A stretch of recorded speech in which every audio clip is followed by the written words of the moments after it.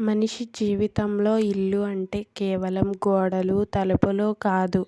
అది మన కాలం, మన కుటుంబం, మన సుఖాలు, మన ఆశలు, మన కన్నీళ్ళు, మన నవ్వులు అన్నీ కలిసిపోయే ప్రాణస్వరూపం. అందుకే స్థలం ఎంపిక అనేది మొదటి శ్వాస లాంటిది. తప్పితే జీవితం మొత్తం చిక్కుల్లో పడిపోవచ్చు.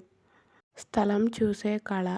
ఎక్కడో ఒక భూమి కనిపించిందనే వెంటనే కొనేసే రోజులేం కాదు ఇది. భూమి అంటే మొదట భూమాత. ఆ భూమి వంశం ఏంటి? ముందు ఆ స్థలం మీద ఏం జరిగింది? ఏమైనా శ్మశానం, చెత్త బొంక, పెద్ద బురద ప్రాంతం, పోరుబీడు, ప్రత్యేకంగా ఎక్కువ మలిన చెట్లు, కాకులు గూళ్ళు, బొద్దింకల గూళ్ళు లాంటి ప్రదేశం అయితే పూర్తిగా దూరం.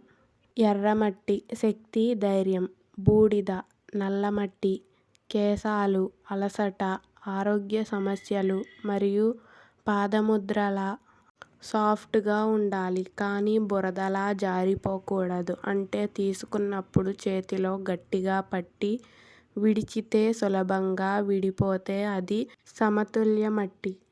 స్థలం ఆకారం, వాస్తు, చతురస్రం, చదరంగం అత్యుత్తమం.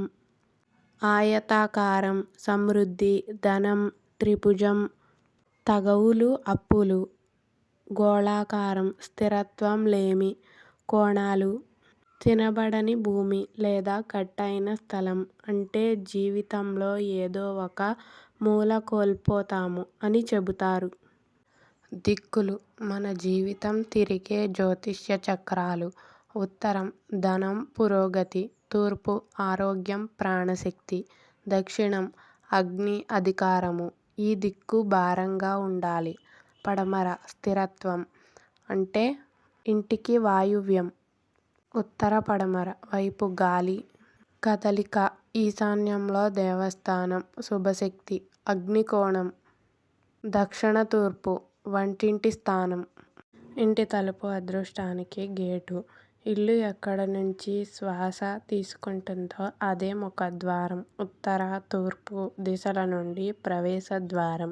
శుభం దక్షిణం, పడమర సమస్యలు పెరిగే అవకాశం. తలుపు ఎప్పుడూ అడ్డం కాకూడదు. స్వేచ్ఛగా తెరుచుకునేలా ఉండాలి. తలుపు ముందు చీకటి ఉండటం అత్యంత అననుకూలం. బావి, బోరు నీటి స్థానం. నీరు అంటే జీవశక్తి. కాబట్టి బావి ఈశాన్య దిక్కులో అయితే సంపద, ఆరోగ్యం రెండూ పెరుగుతాయి. దక్షిణం లేదా అగ్నికోణంలో నీటి మూలం ఉంటే ఇంట్లో అనారోగ్యాలు, అప్పులు, విచారం పెరుగుతాయి.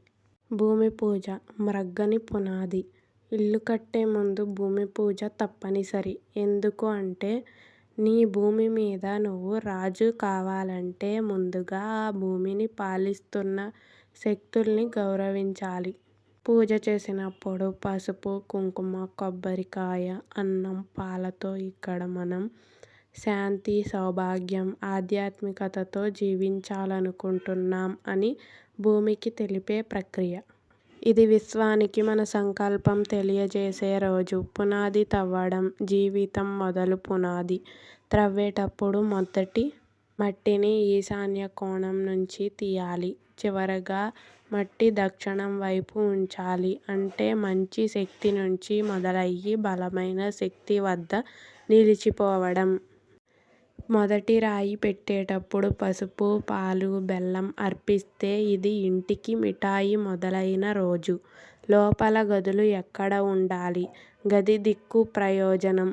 దేవస్థానం ధ్యానం ఈశాన్యం. దేవశక్తి ఇక్కడ బలంగా ఉంటుంది. వంటగది అగ్నిమూల దక్షిణ తూర్పు.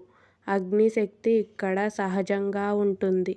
బెడ్రూమ్ ఒంటరిద్దరు, నైరుతి భార, శాంతి.